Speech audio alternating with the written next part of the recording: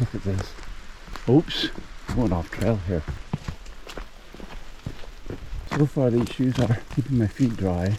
Oh, there was a guy I met at the campsite with his wife. I was taking so long, taking pictures, they're behind me. So I'm booking it. I made a critical error. I forgot water. So I'm making my way back to the forest of olives. Soaker Isle again. This is the muddiest part right here. Another small tree.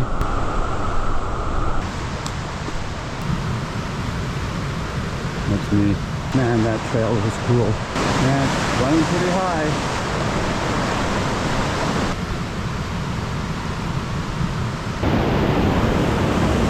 I only got about, let's say 3 kilometers in, and I said I ran over the water.